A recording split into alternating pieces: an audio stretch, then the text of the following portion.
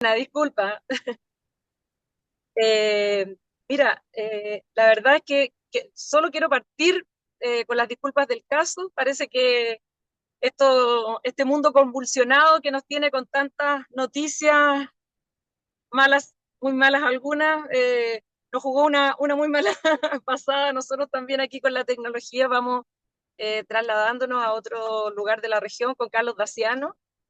Pero no nos queríamos perder esta oportunidad en el rato que podamos participar y por sobre todo saludar a todos quienes se han conectado para recibir los resultados de tan importante estudio que para nosotros nos significa herramientas de decisión. Eso es lo que yo quiero resaltar. Bueno, justamente voy a leer el nombre un poco largo. El nombre del estudio: herramientas para mejorar el establecimiento inicial y restauración de especies de bosque esclerófilo en suelos degradados de la región del Maule. En este sentido, para nosotros siempre es además muy grato, ya lo conocemos en otros tipos en otros estudios también, al doctor Sergio Espinosa, al académico, no sé si tiene el grado de doctor, eh, y si me equivoco, mis disculpas.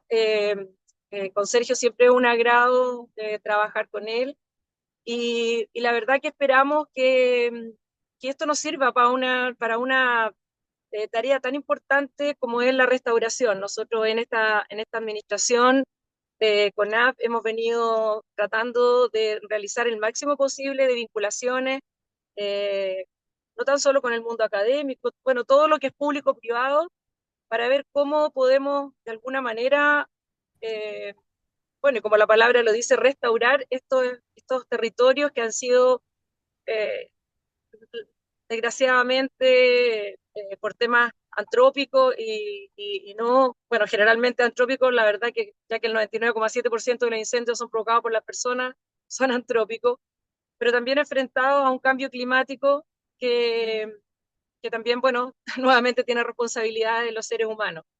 Así que, no, la verdad que para CONAP, región del Maule, agradecer a Carmen Gloria, Quesada, a Francisca, que también siempre está muy preocupada de llevar a cabo y la difusión de los resultados de todo este tipo de, de estudios que a nosotros nos entregan, insisto, herramientas potentes para ver cómo potenciamos nuestro quehacer institucional. Así que súper agradecida y agradecida una vez más de la Universidad Católica del Maule.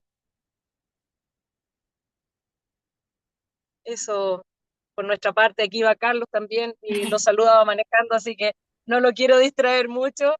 Así que un saludo para el decano y para toda la gente también de la universidad y a todos los que se han conectado al seminario. Muchas gracias, Ana. Muchas gracias a usted, directora, por sus palabras. Vamos a invitar entonces que se acerque el decano, que también está acá, como les comentaba, para que también nos pueda dar unas palabras de salud. Vamos a sacar la cámara para tener mejor señal. Disculpen. Mucho gusto, directora María Isabel Florido. ¿Cómo está? Doctor, mucho Voy gusto. a apagar la cámara porque como vamos Bien, para tener mejor señal. Un gusto bien, verte, Claudio. gracias. Doctor Sergio Espinosa, profesor adjunto de nuestra facultad, investigadores de todas las universidades, mucho gusto de tenerlos en este importante trabajo de herramientas para el establecimiento inicial y restauración de especies del bosque esclerófilo en suelos degradados de la región del Maule.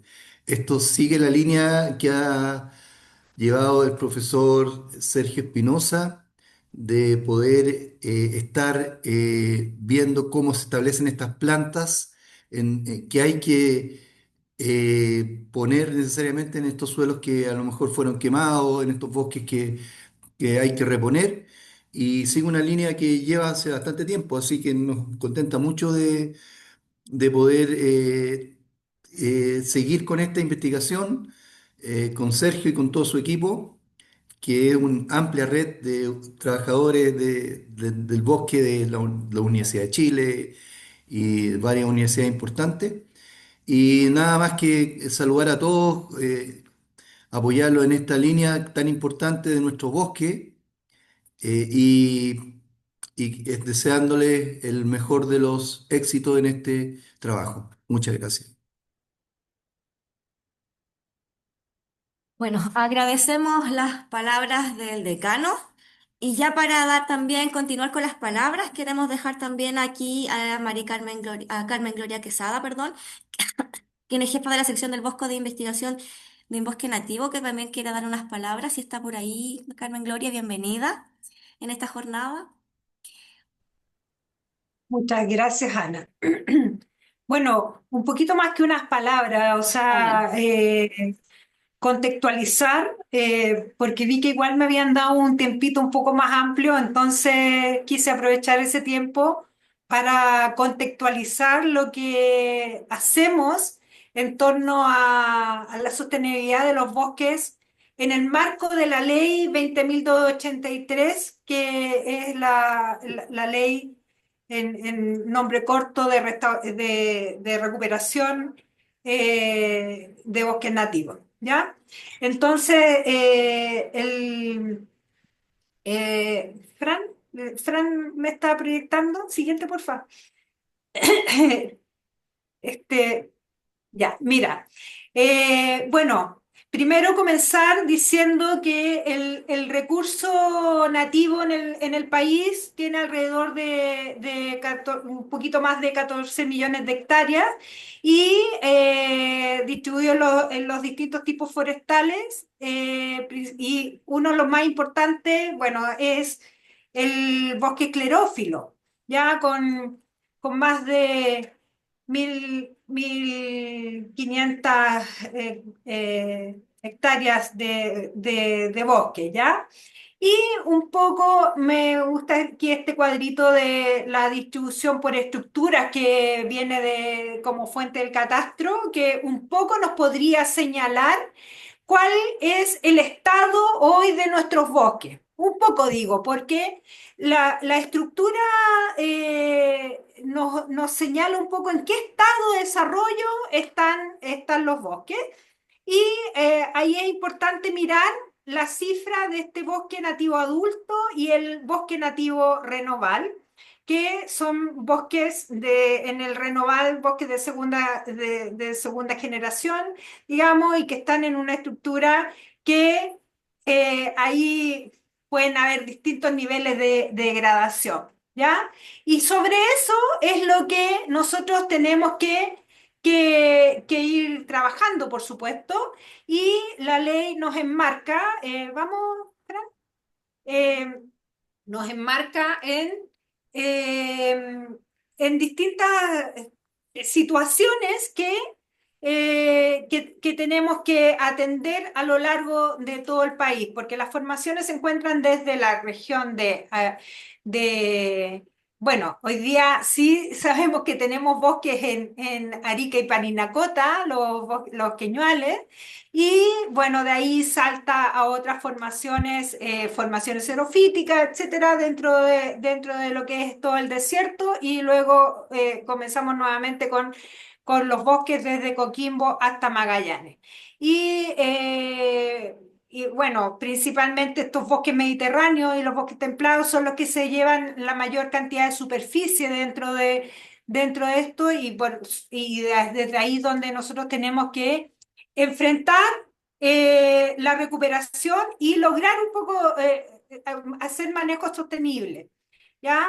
Por lo que ya nos señalaba nuestra directora, que también es conocido por todos los presentes, el tema de las alteraciones antrópicas que ha tenido a través de los años los bosques. Hay algunas fotos que nos indican algunas situaciones que de pronto nos cuesta enfrentar, el ganado en el bosque, no sé, por lo histórico, esta producción de carbón, perdón, en los bosques esclerófilos, principalmente en los espinales en la zona central.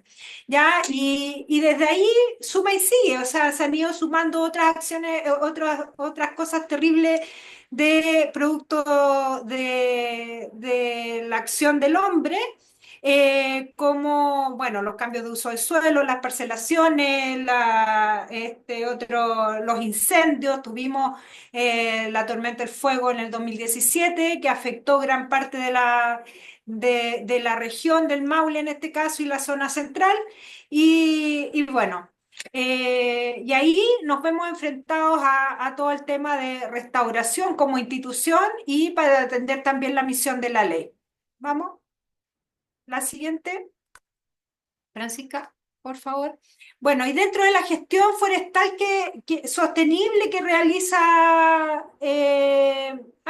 la ley ahí en el artículo primero señala que nuestra principal misión es la protección, la recuperación y el manejo, el mejoramiento de los bosques nativos a fin de asegurar la sustentabilidad y la política ambiental. ¿Cómo lo hacemos con esta gestión? De la gestión sostenible, ¿cómo la abordamos? ¿Ya? La otra, Fran, ¿dónde estaba el esquemita? No, anterior, por favor. Esta, la gestión forestal del bosque, bueno, distintos aspectos administrativos, jurídicos, técnicos, económicos, sociales que tenemos que adecuar o tratar de enfrentar en su globalidad, ambientales. Y esto implica diversas intervenciones desde el punto de vista humano, acciones destinadas por una parte a salvaguardar y mantener ecosistemas forestales y sus funciones, hasta las medidas que favorezcan determinadas especies o grupos de especies de valor social o económico para mejorar la producción de estos bienes y servicios. Y por otro lado, también la producción de servicios del bosque, como los productos forestales maderables, los productos forestales no madereros, y también los otros servicios importantes para la vida, que son los servicios ecosistémicos, producción de agua, la protección de los suelos y la captura de carbono. Y también eso lo vamos a lograr a través de la conservación o el mejoramiento de la biodiversidad. ¿Ya? Vamos a la otra, Francisca, por favor. ¿Ya? Siguiente ahí. Bueno, ¿y cómo la ley materializa esto, ya? O nos indica que tenemos que materializar estas acciones? Con dos políticas básicas que señala la ley en su articulado. Y por una parte es la política ambiental y por otra parte es la política de sostenibilidad, ¿ya? Desarrollo, y también nos dice, bueno, a través de el artículo 1, que tendremos que desarrollar estudios científicos y técnicos que fundamenten la tipología establecida, los métodos de regeneración, etc. ¿Ya? Y el artículo 15, ahí hay una política ambiental y el artículo 19 también una política ambiental. Pero ¿cómo la enfrentamos? O sea, ¿con cuáles herramientas técnicas de conocimiento la enfrentamos? Y aquí es donde aparecemos nosotros, el fondo de investigación. ¿Ya, Francisca? Y también bueno, el fondo de investigación que dice que los recursos estarán todos los años indicados en la ley de presupuesto, con los cuales tenemos que obtener información para promover e incrementar todas las materias ligadas a los ecosistemas forestales nativos, la ordenación, la preservación, la protección, el aumento y la recuperación. O sea, es bien ambicioso, pero desde ese punto de vista es que nosotros hemos tratado de enfocar nuestras áreas temáticas de investigación. ¿Ya? Vamos, y otra manera de enfrentar estas políticas es bueno, con los recursos de investigación, nosotros lo que hacemos es investigación científica y tecnológica, investigación, proyectos de desarrollo tecnológico que propendan a la protección de los suelos, los recursos hídricos, la flora y fauna, los ecosistemas, etcétera. Creación y establecimiento de programa de capacitación, porque nada de estas materias de investigación y resultados que se obtengan van a ser van a ser letras muertas si no transferimos a la comunidad y a nuestros usuarios, que es la población que vive de estos bosques y que también trabaja con ellos. Por tanto, también nosotros tenemos que trabajar en temas de capacitación y transferencia y evaluación de los efectos de estas intervenciones, porque tenemos que lograr el objetivo principal de la ley, que es la sustentabilidad, mantener eso en el tiempo. Y tenemos que también generar otras iniciativas complementarias para que nos permitan aportar mayores antecedentes, información, difusión, conocimientos para mejorar y poner en un mayor espectro estas políticas públicas que nos indica la ley de bosque nativo. ¿Ya? ¿Vamos a la otra? Fran. Y desde ahí, que nosotros tenemos 10 áreas temáticas de investigación y destacamos ahí la primera, restauración, que es la que se enmarca el proyecto ahí guiado por que está iniciándose, ya lleva su primer año de ejecución, restauración de bosques nativos y formaciones xerofíticas degradadas, estado de conservación de especies presentes en el bosque nativo, tratamientos silviculturales, porque acuérdense que nosotros tenemos que evaluar y ver cuáles son las mejores prácticas silviculturales para los bosques nativos. O sea, antiguamente o cuando empezamos a manejar en las últimas décadas el bosque nativo, se usaban modelos básicamente ligados a bosques exóticos, ¿ya? Y que no necesariamente hemos ido viendo que son los propicios para el bosque nativo. La provisión de servicios ecosistémicos, porque mucha superficie del bosque está en manos de pequeños propietarios. Hoy día la ley no tiene un pago por servicio ecosistémico y los pequeños propietarios que tienen economía de subsistencia necesitamos integrar este pago de servicios porque ellos puedan mantener y mejorar sus bosques para que nos aporten con esos servicios necesarios para la vida, ¿cierto? Los productos forestales no madereros, productos forestales maderables, bosque y ganadería, porque muchos de nuestros pequeños propietarios necesitan tener como un establo natural y una provisión de alimentos en ciertas épocas del año, alguna de sus cabezas de ganado que son para la subsistencia, ¿cierto? La sanidad forestal, importante desde el punto de vista de conservar los bosques, el estado sanitario, que se ha visto muy afectado en los últimos años por el cambio climático, por las temperaturas, han aparecido y han aumentado aquellas poblaciones naturales de insectos o de hongos que puedan que conviven naturalmente con los bosques, pero que se han visto acrecentados ya generando daños en los bosques por los temas de cambio climático. Y por otra parte, generación de bienes y servicios para las formaciones xerofíticas, ¿ya? Entonces, ahí también, porque nosotros como corporación, como servicio forestal y la ley, nos indica que tenemos que trabajar en todas las áreas y bueno, uno de los temas importantes también son con una superficie bastante importante en el país son las formaciones xerofíticas que no solamente están en el norte, sino también van en unos casos avanzando y también tienen presencia hasta la región del Biobío. Y otros temas de interés, todos aquellos temas que no podamos abordar con las otras líneas, podrían estar financiados dentro de otros temas que nos ayuden a la aplicación de la ley. ¿Ya?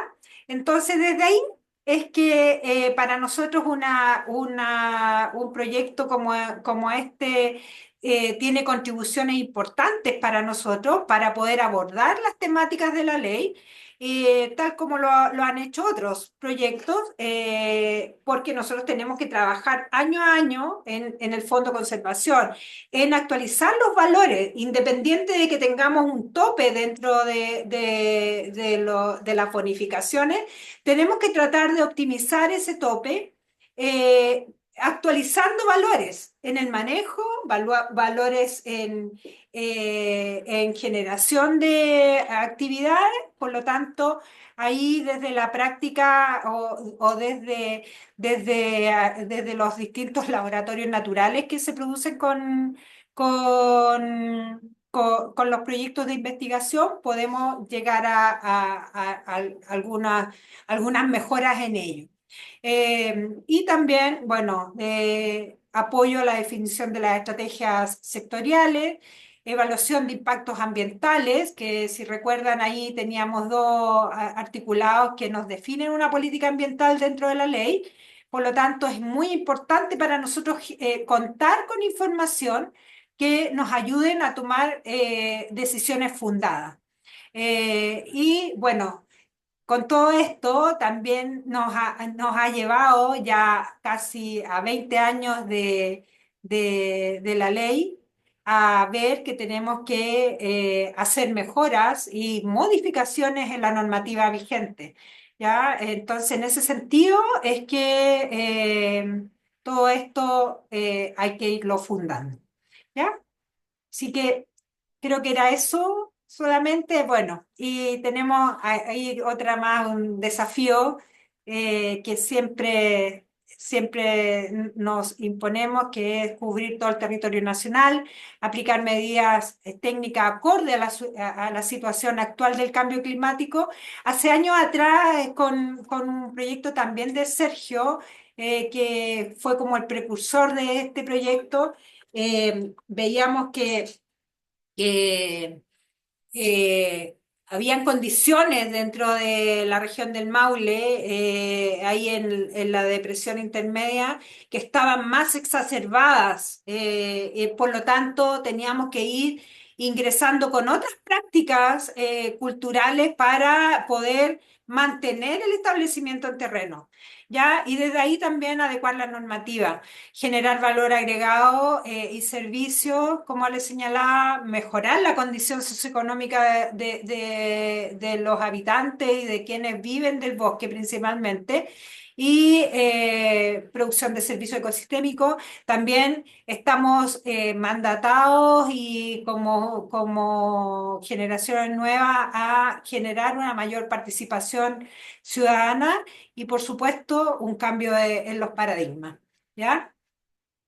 Vamos, y creo que ya estoy terminando. Fran, la siguiente, por favor. Ahí está el tema de participación ciudadana. La ley y nuestros proyectos también han tenido una incorporación en ello a toda la ciudadanía. Muchas gracias, les doy la bienvenida y las gracias por asistir y aceptar nuestra convocatoria.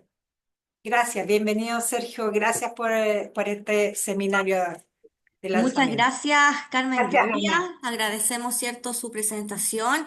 Y también entonces vamos a darle el puntapié inicial a este seminario ya con la presentación de quien lidera este proyecto, al doctor Sergio Espinosa, quien es académico, investigador, cierto, adscrito del Departamento de Ciencias Forestales de nuestra facultad. Así que, doctor Sergio, le damos entonces la palabra para que inicie con su presentación. Ya, súper. ¿Se ve bien, cierto? Se ve perfecto. Ya, genial. No sé si esto tenía un puntero por aquí, pero bueno, se ve la flechita del mouse. Yo veo una cinta arriba que me tapa un poco las letras, perdón la ignorancia, ¿cómo la saco? Para que... Se ve bien, Ahí profesor, sí. se ve bien la presentación, no hay ningún problema.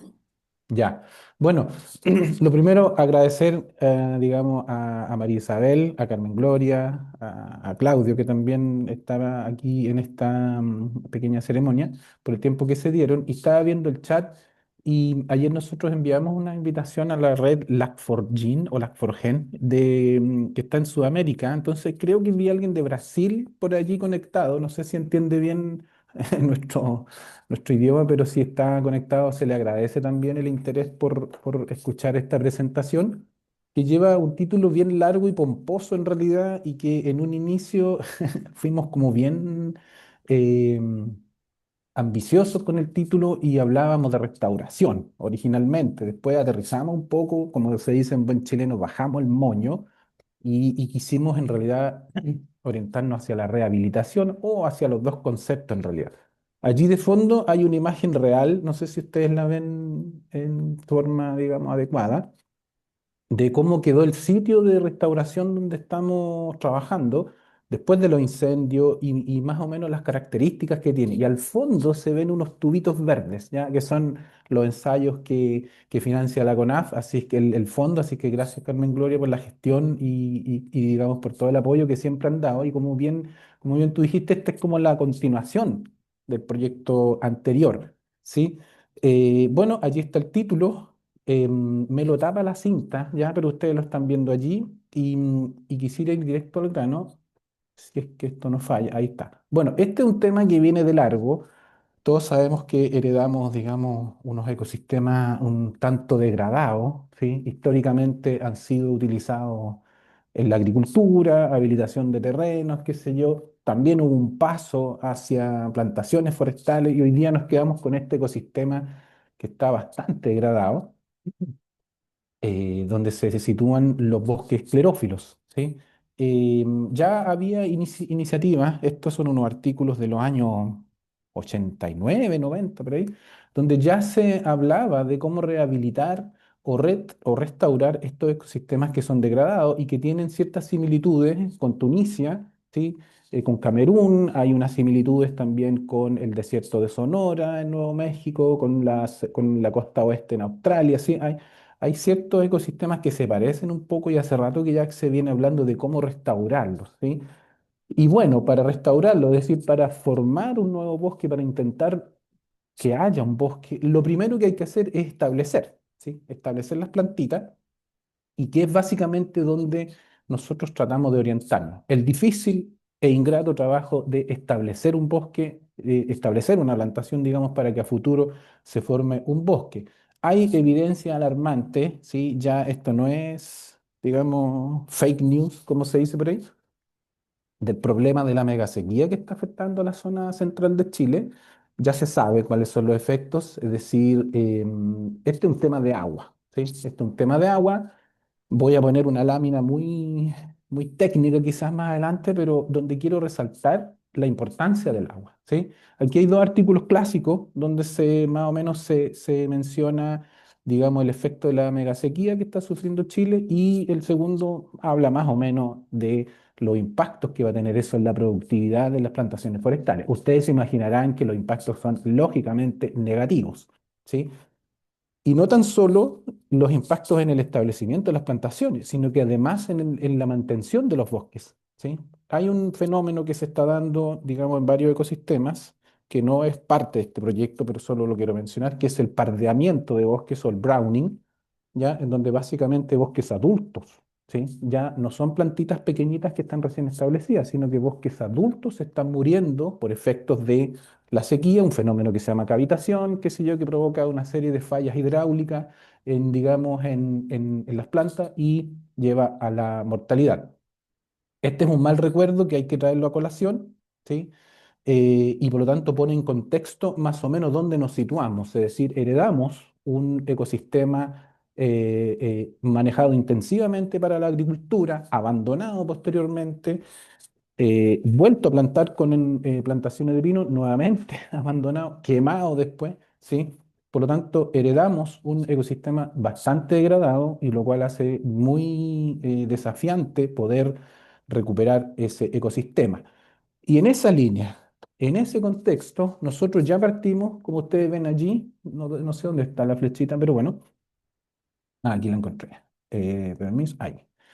Como ustedes pueden ver, nosotros ya iniciamos el 2016 por ahí, porque este proyecto partió el 2016, con un proyecto relativamente similar, ¿sí? Digo relativamente similar porque el proyecto que voy a presentar a continuación tiene lógicamente algunas diferencias. Y en ese año establecimos en el mismo sitio que establecimos los ensayos de ahora, unos ensayos de establecimiento de especies esclerófilas y probamos, quizás suene de perogrullo, ¿sí? Probamos el efecto que tiene el regar o no regar, ¿sí?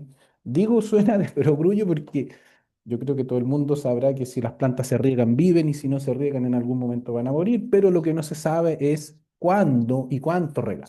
Bueno, en esa primera iniciativa, que también la financió el fondo, eh, nos atrevimos a usar 2 litros por planta cada 7 días. ¿Sí? Hace pocos días nosotros estuvimos en el Congreso Forestal Español y también mencioné estas cifras y quedaron realmente sorprendidos, sobre todo digamos, por las condiciones del sitio, ¿ya? No se alcanza a ver muy bien, pero ustedes vieron en la primera lámina que son suelos muy arcillosos, ¿sí? Con una muy baja infiltración y el sector tiene un clima muy caluroso, ¿sí? Son todos estos climas de tipo mediterráneo donde la precipitación cae principalmente entre los meses de junio, julio, mayo, junio, julio, y veranos muy secos y calurosos, sumado a sitios que son muy arcillosos. Y como ustedes pueden ver aquí en el proyecto original, nosotros tenemos estos pulsos de riego que aplicábamos cada 7 días, y si ustedes se fijan, si bien la escala no acompaña mucho, el suelo está a capacidad de campo solamente cuando se aplica el pulso de riego, es decir, se riega y se llega a capacidad de campo, pero en poquitos días se pierde, ¿sí? Es decir, llega al otro pulso eh, en marchitez permanente, ¿sí? Entonces dijimos, en realidad 2 litros por planta cada 7 días parece que no es muy bueno. Dicho eso, no nos fue muy bien con algunas especies, particularmente boldo, ¿sí? Por unos temas de fluorescencia de la clorofila, que se los puedo explicar un poquito más adelante. Entonces dijimos, ok, entonces, ¿cómo tienen que ser estos pulsos? ¿Sí? ¿Cada cuántos días tienen que ser un pulso y digamos, cuál sería la dosis adecuada? Para que al finalizar cada uno de estos pulsos las plantas no lleguen con el suelo a marchitez permanente y por lo tanto lleguen en un estado fisiológico que les permita, ¿sí? Avanzar al siguiente pulso y terminar la temporada estival, digamos, con una supervivencia más o menos adecuada. Bueno, en ese contexto nace este proyecto actual, ¿sí? Que lleva por código 009-2023, que de alguna manera hereda, ¿sí? Hereda mucho, digamos, de la investigación previa, de la infraestructura previa, ¿sí? Lo cual fue visto con buenos ojos porque quedó infraestructura del proyecto anterior, por lo tanto solo hubo que reacomodar algunas cosas y partir con esta nueva investigación que tiene una duración de 40 meses, aproximadamente hasta abril del 2027, algo así, ¿sí? Bueno, está quien les habla, Sergio Espinosa, es nuestro colega Marcos Carrasco, que también es de nuestra facultad, y nos asociamos con dos colegas de la Universidad de Chile, el profesor Carlos Mañi y el profesor Eduardo Martínez, más todo su equipo que lideran ellos, el CESAF, el Centro Productor de Árboles y Semillas Forestales de la Universidad de Chile, y construimos este equipo para intentar recuperar, digamos, estos suelos y nos planteamos este objetivo que básicamente lo que pone allí, es decir, nosotros queremos intentar, como decía Carmen Gloria, tener alguna herramienta, ¿sí? Más que investigación básica o quizás pasar un poquito a investigación aplicada, tener una herramienta para el fondo, ¿sí? Yo sé que hay muchos detractores de regar, eh, y puede ser, ¿sí? Porque cuando hablamos de 1,5 millones de hectáreas de bosque esclerófilo, sería realmente eh, caro, ¿sí? Sería realmente caro regar, no todo ese 1,5 millones, pero sí recuperar algunas zonas. Pero nosotros nos quisimos, digamos, nos propusimos tener algunas herramientas. Y esas herramientas dicen relación básicamente con estos pulsos de riego. Es decir, hay muchas iniciativas de riego, ¿sí? Se están regando plantaciones recién establecidas, pero no hay, digamos, un cálculo científico, hay más bien estimaciones generales, qué sé yo, que siempre son más costosas de lo que uno podría imaginarse y generalmente están asociadas a la gran empresa que puede costear esto, ¿sí? Porque regar es caro. Nos planteamos 4 objetivos específicos.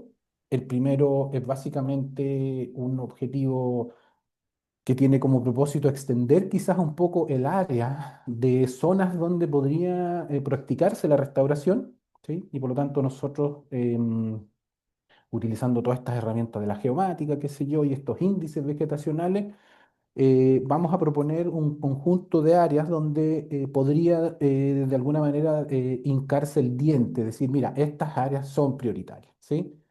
Posterior a eso, vamos a, como les dije, vamos a determinar cuáles son los pulsos más adecuados, es decir, en simple, cada cuántos días y cuántos litros según la especie. ¿sí? De manera que se asegure la supervivencia y el establecimiento. Cuando digo establecimiento es un tema bien complejo porque eh, uno se podría preguntar, bueno, ¿cuándo está establecida la planta? ¿Sí? En el ensayo antiguo, en el otro CONAF, seguimos yendo nosotros a evaluar, han pasado ya más de 5 años, y aún está, digamos, el establecimiento semi-asegurado, ¿sí? Semi-asegurado. Entonces, eh, por eso la duración de este proyecto, es decir, en 40 meses uno más o menos debiera decir, oye, mira, ok, están establecidas las plantas, ¿sí? Lógicamente eso va de la mano con analizar la supervivencia, la clásica evaluación, integradora, obviamente, es la evaluación, el crecimiento, lógicamente que integra todo el periodo de la planta y esta vez quisimos incorporar elementos de fisiología. Ya hemos hecho algunas evaluaciones y ya vemos que hay diferencias, ¿sí? Es decir, las plantas tienen distintas adaptaciones para sobrevivir, digamos, en estos climas tan áridos. Las especies que están establecidas, bueno, yo creo que la mayor parte los conoce. Si hay gente, como dije, de otros países, les doy el nombre científico. Está el Peumus boldus, boldo para los locales. Bachelia caven, siempre ahí nos confundimos con el clasificador, pero los antiguos nos quedamos con Acacia caven, pero Bachelia caven, espino, el mítico espino, el famoso quillay, ¿sí? Con una amplia variedad de usos en la industria, en la farmacia, en fotografía, etcétera. Y el litre, ¿sí? Que yo siempre les digo a los estudiantes de biotecnología, ojalá encuentren algún metabolito secundario que esté presente en el litre para que ¿cuánto se llama? Haya alguna aplicación industrial. Y por último, el objetivo final, que es básicamente traspasar esto, difundir y transferir, ¿sí? A través de, bueno, actividades como esta, difundir un poco lo que estamos haciendo y también transferir mayoritariamente con actividades como días de campo. ¿Dónde está el proyecto? Para los que son de Chile y como dije, para la gente que puede que esté conectada de otros países, aquí está Chile, tenemos toda esta región y estamos más o menos en el centro, zona central de Chile, región del Maule. En la región del Maule, lo que ustedes ven allí es el río Maule, que da nombre a la región, y más o menos, ¿sí? Más o menos, bueno, no se distingue bien, pero más o menos cerca de la ciudad de San Javier, aproximadamente cerca de la ciudad de San Javier, nosotros tenemos dos condiciones, ¿sí? Una condición que era el ecosistema de referencia, que lo utilizamos en el proyecto antiguo para caracterizar el sitio, para colectar semilla y posterior a eso establecer el ensayo donde dice aquí las brisas. Por lo tanto, los ensayos son establecidos con semilla local, ¿sí? Y lo que pretenden ambos proyectos es de alguna manera asemejarse a través del tiempo, lógicamente, a su ecosistema de referencia. ¿Qué vamos a hacer en el objetivo 1? A continuación voy a dar una pequeña, digamos, explicación de más o menos lo que vamos a hacer en el objetivo 1, que es identificar estas áreas con prioridad de restauración. Bueno, es un trabajo de gabinete, lógicamente, pero también hay campañas de terreno, es decir, nosotros en gabinete detectamos a través de imágenes satelitales todas aquellas zonas del secano interior de la región del Maule que contengan formaciones de bosque esclerófilo, pero que al mismo tiempo contengan em, este índice de vegetación NDVI que sea bajito, 0,2, 0,3, ¿ya? Que es más o menos un indicador de que los ecosistemas están un poco degradados.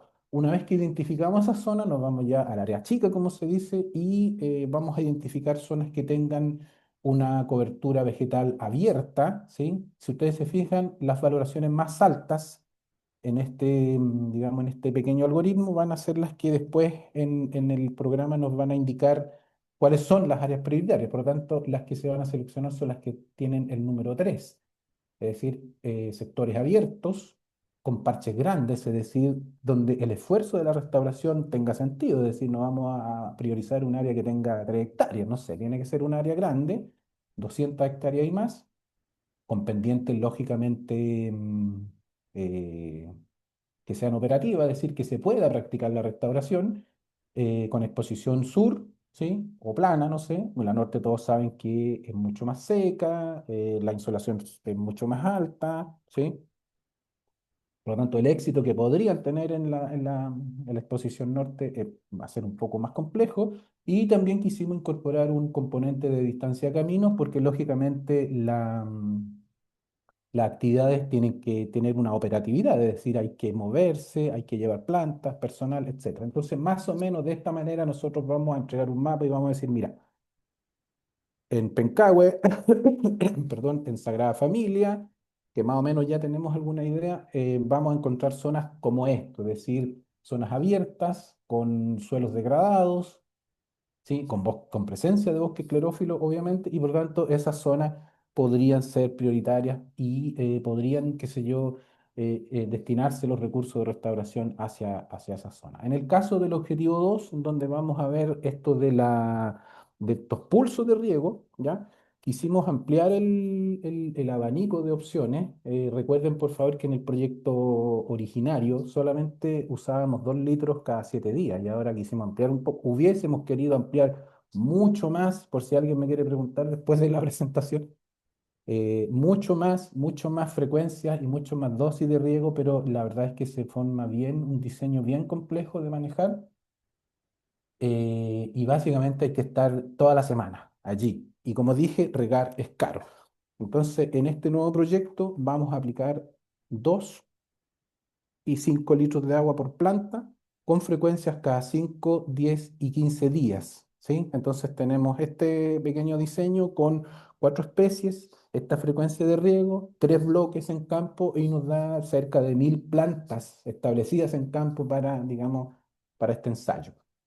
Con el apoyo de los coinvestigadores del proyecto queremos, como decía, el objetivo determinar la dosis de riego mínima, ¿sí? Que va a validar en realidad estas dosis, ¿sí? Validar estas dosis y por lo tanto queremos hacer una aproximación al balance hídrico, un componente que está muy desarrollado en la agronomía, pero en nuestros ecosistemas forestales hay muy poco. De hecho, está solo, creo que está solo el trabajo del profesor Horacio Baun de la Universidad de Chile, donde algo, digamos, aborda de balance hídrico. Entonces, lo que nosotros queremos ver es básicamente cuáles son las entradas de agua que tiene nuestro pequeño ecosistema y cuáles son las salidas. Como conocemos el riego, conocemos esta entrada, el fondo financió una estación climática, por lo tanto conocemos las entradas, ¿sí? El riego, el agua que entra, la conocemos. También tenemos algunas, digamos, estimaciones del agua capilar, del flujo subsuperficial, que son componentes, digamos, del balance hídrico, y también vamos a conocer cuál es el gasto, es decir, cuáles son las salidas de agua. ¿Estamos midiendo transpiración? Vamos, digamos, a medir fisiología, y a través de algunas estimaciones indirectas vamos a tener los componentes de evaporación, ¿sí? Déficit de presión de vapor, algunos cálculos que nos permite ¿cuánto se llama? La estación climática. La escorrentía podría ser despreciable porque vamos a establecer estas plantas con esta zona de captación de agua, esta tacita que se le llama vulgarmente, por lo tanto podría ser despreciable. Entonces lo que queremos intentar es aproximarnos al balance hídrico de estas plantaciones de manera de validar que esas 2 dosis de riego y esas 3 frecuencias son realmente adecuadas. Aquí me voy a tomar una pequeña libertad académica, ¿sí? Porque, como dije originalmente, hay detractores de regar las plantaciones y tienen razón, en parte, ¿sí? Porque, claro, es costoso. Es costoso. Si alguien quisiera preguntar al final de la presentación, oye, tengo un proyecto de 1000 hectáreas, ¿cómo implementamos el riego? Me quedo sin palabras, ¿sí? Me quedaría sin palabras. Lo que sí puedo decir es que el agua sí es importante. ¿Y por qué me tomé esta libertad? Porque estas son las láminas que yo les paso a los chicos del curso de Fisiología Vegetal de Ingeniería en Biotecnología de la UCM, donde les explico con peras y manzanas la importancia del agua. Y bueno, no voy a explicar la lámina, lógicamente, solamente les quiero decir que en el proceso de fotosíntesis de las plantas, ¿sí? Que luego da paso a la respiración y a la formación de biomasa y a que existan los órganos de las plantas, a que crezca una planta, que tenga flores, frutos, semillas, lo que sea. Bueno, el puntapié inicial es la oxidación del agua, ¿sí? La oxidación de la molécula de agua que nos va a dar todos estos componentes. Nos va a dar oxígeno, protones de hidrógeno que se van, qué sé yo, a sus procesos y nos va a dar electrones, ¿ya? Y todo ese conjunto de reacciones, que obviamente no las voy a explicar, permiten que suceda la fotosíntesis, ¿sí? Por lo tanto, si no hay agua, no parte, ¿sí? Por eso encerré en rojo esta esquinita, porque sin agua esto no parte, ¿ya? Y por lo tanto es importante, de alguna manera, aplicar estos riesgos de apoyo al establecimiento, sobre todo en el contexto que yo di al inicio, es decir, hay una mega sequía, hay un efecto de incendio, los suelos están degradados, por lo tanto el establecimiento de estas plantas, por muy simple que parezca, no es tan simple. Y por lo tanto, uno de los componentes que sí o sí hay que considerar es riego de apoyo al establecimiento. ¿Qué vamos a medir? Bueno, ¿qué estamos midiendo ya? Algunas cosas ya hemos hecho. Aquí hay ¿cómo se llama? Una visión general del ensayo. Obviamente estamos utilizando estos tubos protectores que originalmente fueron pensados para la herbivoría, ¿sí? Pero también se usan porque protegen la planta contra la insolación, baja la radiación que llega a la planta y por lo tanto otorgan bastantes ventajas, aunque en algunos ecosistemas se ha visto que son un poquito calurosos, ¿sí? Pero en el ecosistema que nosotros estamos trabajando, el principal efecto que han producido es que baja la radiación fotosintética de 2200 micromoles a 300 micromoles, lo cual es bastante aliviador para la planta, particularmente para boldo, ¿sí? ¿Por qué lo digo? Porque ya hemos hecho algunas mediciones preliminares de transpiración, la letra E, conductancia estomática. Potencial hídrico no lo hemos hecho todavía, por si alguien quiere preguntar. Las plantas están muy pequeñitas y si hacemos potencial hídrico nos quedamos sin ensayo, ¿sí? Eh, Estamos indagando en la fluorescencia de la clorofila, ¿sí? Creemos que a nivel de intercambio gaseoso, si bien hay diferencias, la mayor parte de las diferencias podrían estar a nivel de fluorescencia de la clorofila, particularmente boldo, ¿sí? Que tiene una estructura, digamos, de sus complejos antena bastante particular, ¿sí? Cuando pasen 2 años de proyecto, vamos a ver asignación de biomasa, ¿sí? Es decir, cómo es la partición de biomasa. Asignan más biomasa a la raíz, ¿sí? Como el caso del espino, por ejemplo, que tiene, aquí se puede ver, no sé si ustedes lo ven con claridad, pero el espino tiene unas hojas compuestas muy pequeñitas, ¿sí? Y más encima es caduco, es decir, para los que no, digamos, conocen la terminología, bota la hoja. Por lo tanto, tiene unas estrategias que le permiten pasar el verano sin ningún problema, ¿ya? Y además tiene una biomasa radical que es bastante interesante para el cuerpo de la planta, es decir, tiene buena raíz y poco cuerpo, absorbe agua y transpira poco, ¿ya?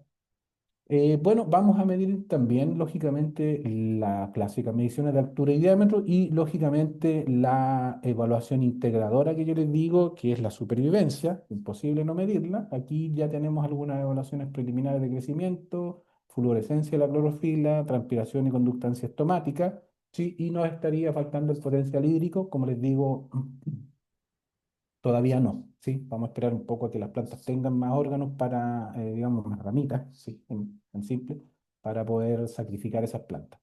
Quisimos incorporar un nuevo elemento que lo hemos ido observando y lo hemos leído latamente, que es el ángulo de inclinación de las hojas, ¿sí? Algo que quizás pasa totalmente desapercibido cuando uno se desplaza por estos ecosistemas, pero eh, las distintas especies tienen un gran, digamos, una gran estrategia que es el ángulo de inclinación de las hojas, ¿sí? Bueno, aquí pongo las más evidentes, ¿sí? Pero estos son, digamos, plantitas recién establecidas, ¿ya? Porque las plantas adultas, cuando ya más o menos superan el impacto el estrés de la plantación, posplantación, y crecen, se desarrollan, tienen otra hoja, ¿sí? Tienen dimorfismo foliar. Perdón, por ejemplo, el litre, si ustedes ven litre por ahí, lo más probable es que vean que la hoja es plana, ¿sí? Y lo más probable es que ese árbol que ustedes vean ya es adulto. Bueno, esta es una hoja, es una plantita de un año, no sé, un año, de vida, desde que se siembra hasta que está establecida. Y en pleno verano nosotros observamos que ya tiene este ángulo como una letra B, para ser bien sencillo, y esto tiene muchas implicancias fisiológicas, ¿sí? Es decir, aquí hay claramente una, digamos, una protección en contra de la insolación directa. Las plantas tienen que saber cosechar esa luz para luego conducir fotosíntesis. Y una de las estrategias, si ustedes se fijan, claramente aquí se forma sombra, acá se forma esta sombra, etcétera. El boldo es un clásico. El boldo sí que exhibe dimorfismo foliar, es decir, ustedes van a una plantación sombreada y las hojas son planas, ¿sí? Mientras que aquí, que son plantas pequeñas, tienen este enrollamiento foliar, ¿ya? Por lo tanto, tienen estrategia y por lo tanto queremos tratar de incorporar, ¿cuánto se llama? Esta estrategia que es el ángulo de inclinación, que claramente tiene diferencias. Hay claras diferencias entre las especies. El coliguay, ¿sí? Que no está en este proyecto, pero que lo estamos midiendo, también tiene un ángulo de inclinación alrededor de 60 grados con respecto a la horizontal. Eso tiene mucha implicancia en el uso de la luz, sobre todo en estos ecosistemas. Y por último, no sé cómo estoy con el tiempo, Ana, el último objetivo es la difusión y transferencia, ¿sí? Y lógicamente la difusión y transferencia tiene que ser a los actores que están involucrados, no tan solo en la investigación, digamos, eh, en la investigación de estos temas, sino que también a los usuarios finales, ¿ya? Y afortunadamente, afortunada y desafortunadamente al mismo tiempo, hay una junta de vecinos en el sector donde están establecidos los ensayos, eh, Niribilo, para los que son de la región, sector de Niribilo, más o menos cerca de San Javier. Hay juntas de vecinos, es bien difícil juntarlos, sí, ese ha sido perdón, y será un problema, ¿ya? Implementar estrategias que nos permitan, digamos, llegar con esto a los usuarios finales, desarrollar mesas de discusión, ¿sí? Desarrollar mesas de discusión y ver el sentir de esta gente, es decir, qué quieren ellos. Si ustedes se fijan, no sé cómo se ve esta fotografía, al fondo se ve una plantación de pino. ¿Sí? Nosotros no podemos controlar eso. Ellos quieren ver vegetación en sus campos degradados, pero una vegetación que les dé alguna especie de rentabilidad. ¿Sí? Entonces, si bien este objetivo pareciera simple, llegar a estas personas, transferir esta información, que adopten estas tecnologías, es muchas veces un poquitito complejo. ¿Sí? Y también hemos desarrollado preliminarmente algunas actividades de difusión donde hemos mostrado, digamos, resultados preliminares em, de las plantaciones que se están aquí estableciendo y, digamos, de los efectos que tiene el riego sobre la fisiología digamos, ese tipo de cosas. Como esta era la presentación del proyecto, vamos a quedar hasta aquí. En un futuro lo vamos a invitar a ver los resultados de proyecto, ¿sí? Aún son preliminares, no hay nada concluyente. Por lo tanto, si alguien me pregunta después al final de esta conversación qué es lo que hemos visto, adelanto que son solamente preliminares, ¿sí? En caso que no nos dé el tiempo y que alguien quiera, digamos, ahondar cuestiones más complejas o quizá otro tipo de preguntas, allí está mi correo. Siéntanse con la libertad de escribirme y yo les voy a contestar, ¿sí? Viene Carlos, así que yo preferiría que dejemos las preguntas como hay una mini ronda al final, ¿sí? ¿Les parece? Esa sería mi presentación. Muchas gracias, profesor Sergio. Agradecemos su presentación y tal como él indica, vamos a dejar entonces un espacio de preguntas para los asistentes, ya sea vía chat, que la pueden dejar escrita si quieren por mientras, y al finalizar las presentaciones las podemos leer, o quienes quieran también pueden después levantar la manito, que creo que hay una función dentro de Zoom para también hacer la pregunta en vivo. Vamos entonces a presentar a nuestro siguiente expositor en esta jornada de este seminario de lanzamiento, al señor Carlos Mañi, quien es académico de la Universidad de Chile, con el tema 15 años de restauración, éxitos y fracasos. Bienvenido en esta nueva jornada, así que lo dejamos para que pueda compartir entonces su presentación. Muchas gracias. Bueno, saludo a todas las autoridades presentes, a Sergio por ser nuestro líder y jefe en este proyecto y agradecer a todos los presentes porque sabemos que este tipo de situaciones es muy útil porque nos permite conectarnos desde muy distintos lugares, pero también yo espero que podamos hacer en el mediano plazo un seminario allá en Talca para que efectivamente podamos tener un poco más de intercambios directos de distintas cuestiones que son útiles. Bueno, voy a poner la presentación, Sergio. Espero no tener problemas, ¿ya? Siempre se pueden tener problemas en esta cuestión, pero esperemos que no. Ustedes me dicen qué es lo que se está viendo y qué es lo que no se está viendo, por favor, ¿ya? Se ve la presentación, pero no en modo pantalla completa, profesora. Ahora Así que estaríamos en modo completo. ahora sí. Ya, perfecto. Voy a borrar esto de acá que me molesta. Bueno, tengan ustedes muy buenos días. Rápidamente, estamos al final, pero nos vamos al principio de la presentación. Espero hacerla lo más breve posible para que ustedes vean, bueno, este es el lanzamiento, nuestro seminario de lanzamiento, y básicamente lo que queremos mostrarle a ustedes, ¿no es cierto?, es un poco de todo lo que hemos hecho con el tiempo, porque la verdad que llevamos hace bastante tiempo trabajando con Sergio, y ya se han acumulado bastantes fracasos, más que éxitos, de todas nuestras actividades de investigación. Quiero recordar a un buen colega que está aquí, que siempre nos dice, bueno, ya llevamos 5 papers donde sabemos que las plantas sin agua se mueren, ¿ya? Y con agua parece que viven, ¿ya? Que es una pregunta bastante recurrente y que la hemos tenido en distintas situaciones, porque efectivamente, bueno, yo voy a dar una cifra que la estuve verificando con algunos productores. Plantar hoy día 1 hectárea puede llegar fácilmente a 10 millones de pesos, 8 millones de pesos. Entonces, por tanto, la responsabilidad del buen uso de la investigación para que efectivamente logremos tener éxito, porque los costos se manejan de otra manera, hay que tenerlo realmente presente en todas nuestras actividades. Nosotros siempre hemos tratado de desarrollar una mirada estratégica integral de la restauración o plantación de los bosques, porque eso es lo que hacemos, esclerófilo. Y bueno, tenemos la suerte que en el equipo hay especialistas en flora, hay especialistas como Sergio, ¿no es cierto?, que él mostró la parte toda fisiología, ecofisiología, está mi parte que es la genética, y el profesor Martínez que es la parte suelo. Entonces eso hace que las discusiones sean bastante interesantes y nos permitan tener una visión más larga del problema, porque efectivamente no es una, son varias situaciones. Bueno, partimos, ¿no es cierto?, rápidamente nuestra presentación con, perdón, ahí estamos, con los temas. Estos temas básicamente son los sesgos, después algunas cifras que es importante tenerlas en cuenta, el estado actual muy rápido, porque Sergio ya lo tocó bastante bien, y centrarme en esto, en la investigación y las acciones de lo que nosotros estamos desarrollando en estos 15 años, ¿ya? Bueno, nosotros cuando hablamos de restauración, generalmente estamos hablando de plantación. No porque la restauración sea eso, si la restauración es mucho más que eso, ¿ya? Pero nosotros lo que podemos aportar dentro de este proceso es justamente la plantación, ¿ya? La plantación de especies arbóreas fundamentalmente, que es lo que nos interesa y nos convoca, y lo miramos desde todos los ángulos, como ya les decía. Esto es bastante incierto, particularmente en los bosques de esclerófilo, particularmente los bosques de Talca al sur, ¿ya? Por la parte central, y para qué decir en el norte, hacia el norte de Santiago, cada vez realmente es más complejo el establecimiento de bosques. Por tanto, el primer mensaje es: no tenemos que perder nuestros bosques actuales. Realmente tenemos que hacer un esfuerzo y, por supuesto, usarlos de la mejor manera, aparte de conservarlos.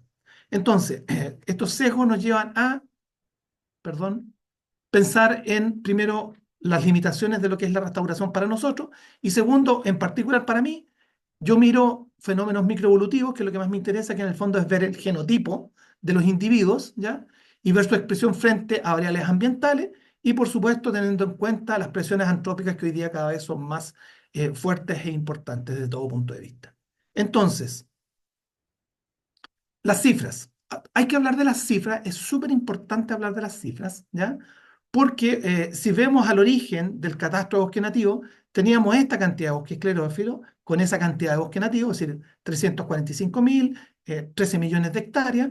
Hoy día tenemos 1.600.000 hectáreas. No es que hayamos tenido más bosque, sino que lo hemos clasificado mejor. Pero hay que tener en cuenta hoy día que hay otras formas de medirlo y nos están indicando que incluso hay más bosque. Pero esa cifra se esconde, ¿no es cierto?, algo terrible, porque en realidad, según la medición de Biomass, resulta que hemos perdido un 0,7% de nuestro bosque, y fundamentalmente lo hemos perdido en el centro-sur. Y eso es algo que hay que tener en cuenta. Aunque hemos ganado ya en lo que es Patagonia hacia el sur. Esas son cuestiones que hay que tener en cuenta. Esto un poco para que la gente se ubique, yo espero que la mayoría se ubique, pero de dónde va nuestro querido bosque esclerófilo, más o menos de dónde se presenta, ¿ya?, territorialmente. ¿Cuál es el problema que tiene el bosque esclerófilo fundamental? Es que en esta zona donde está este bosque vive más del 85% de toda la población de Chile. Y eso es algo que no podemos olvidar ni dejar de lado en ningún momento. Entonces, al volver, tenemos que pensar que hoy día el estado actual de nuestro bosque, por supuesto en una zona mediterránea, con grandes diferencias entre verano e invierno, ¿ya? Tenemos perturbaciones históricas, pero yo diría que el principal problema que tenemos hoy día, aparte de la degradación, es que tenemos una baja o nula tasa de deforestación, ¿ya? Y eso es algo que hay que pensarlo y es algo que nos debe ya, importar demasiado. Entonces, yo me voy a centrar en el análisis de estos 15 años en Quillay porque es la especie que más hemos trabajado, pero probablemente esto sea para muchas otras especies. Esto es el mapa con la presencia de Quillay en el territorio. Ustedes ven que más o menos la presencia de Quillay es equivalente a la presencia del bosque esclerófilo, por tanto, lo representa bastante bien, ¿ya? Está presente en 1.300.000 hectáreas. Eso es. Entonces, cuando yo miro dentro de Quillay, esto es bastante curioso porque la cantidad de bosques donde está presente Quillay es solo el 12,5% de su total, ¿ya? Bosques. ¿Ah? Y fundamentalmente, por supuesto, en bosques esclerófilos, aunque está en otros tipos de otros tipos forestales.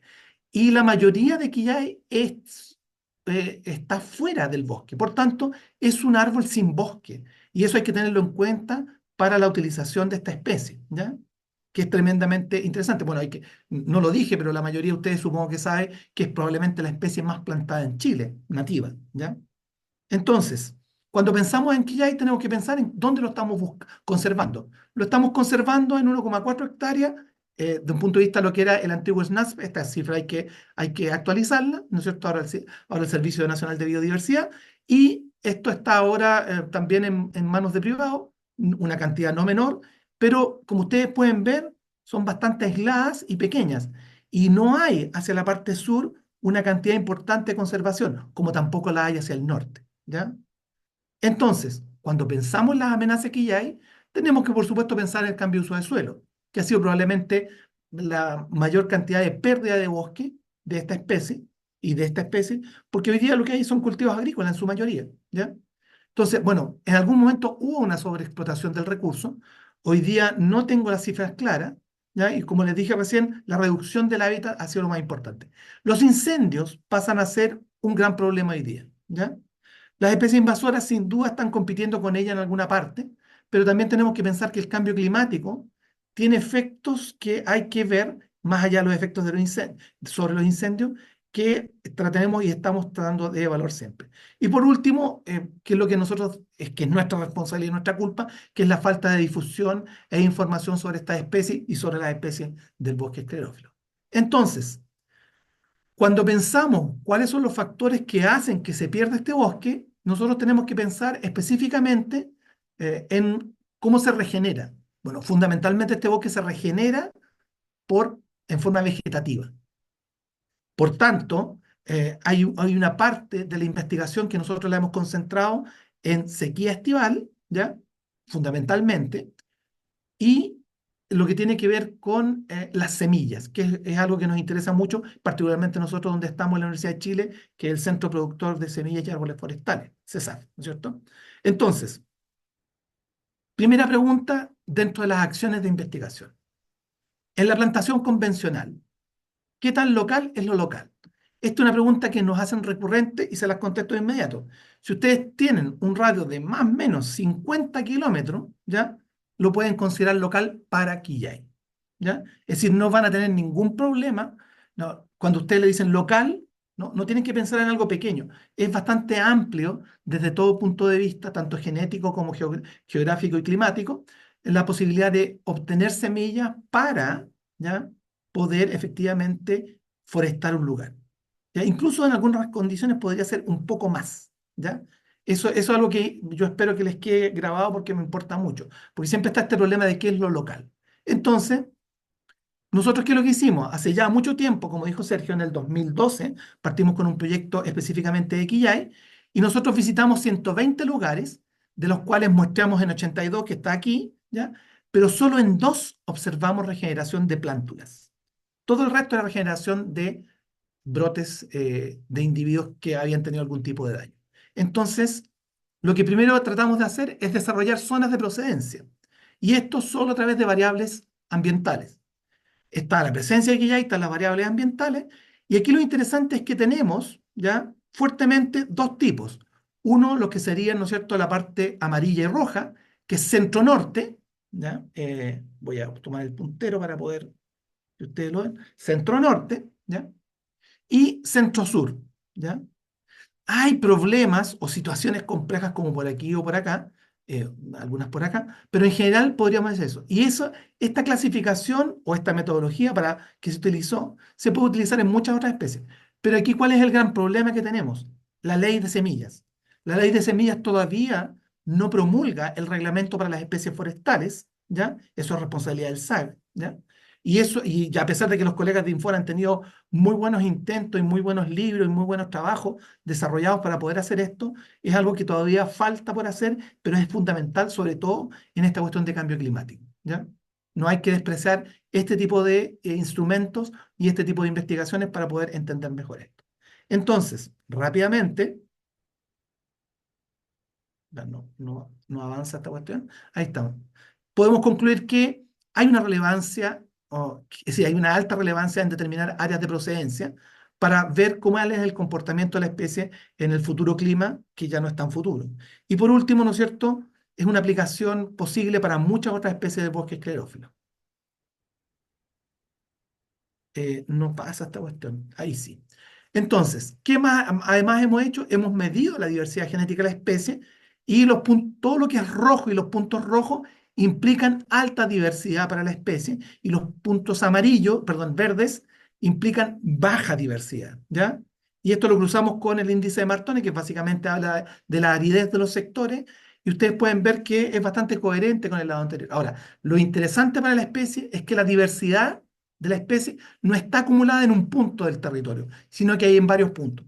Pero también hay que indicar que la mayor diversidad está en las zonas de mayor uso, ¿ya?, del territorio, lo cual puede ser complejo para esta especie. ¿Qué más hicimos? Con el mismo muestreo anterior, pero posteriormente hicimos estudios de hoja para ver si había una variación. Y bueno, se me dieron muchas características, mucho tiempo de trabajo, ¿ya? Un análisis muy interesante, ¿ya?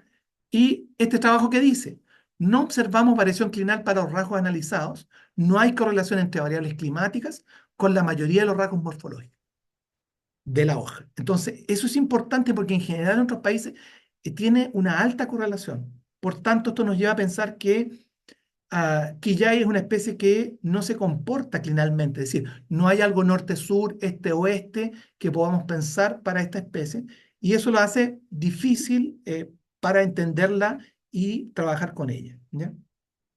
Bueno, ¿qué hemos hecho? Como mostró Sergio, hemos trabajado mucho en riego, cuánto, cuándo y hasta cuándo, que es la pregunta que hizo Sergio al principio, que no es menor, ¿ya? Porque hasta cuándo regamos, ¿ya? Estos sistemas son carísimos, ¿ya? Y no es evidente ni tan simple, ¿no es cierto?, instalarlo, y sin duda muchas veces el gran problema es mantener ese riego en el tiempo, ¿ya? Después, ¿qué hemos hecho? Hemos hecho núcleos, y bueno, en este caso hay una exageración en términos de cobertura y eliminación, porque estábamos tratando de eliminar 100%, ¿no es cierto?, todo lo que significa la eliminación de los predadores. ¿Qué más hemos visto? Nos hemos asociado, en este caso, con la gente del Parque Natural Altos de Cantillana. Ellos hicieron plantaciones bajo ciertos esquemas que los discutimos y estamos evaluando cuál es el comportamiento en núcleos, ¿ya?, de distintas especies, y ha sido extremadamente interesante y favorable. Ustedes pueden ver el diámetro de la casilla, ¿ya?, la superficie, y la sobrevivencia aquí les puedo indicar que es bastante alta. Bueno, ahí está, tenemos al lado la plantación individual y la plantación en núcleo. Entonces también hemos intentado volver a una técnica antigua, que es siembra directa, ¿ya? Y esta siembra directa ha resultado bastante interesante en algunas situaciones porque nos permite desarrollar muchísimas nuevas plantaciones en condiciones donde no se podría eventualmente desarrollar dado el tipo de suelo.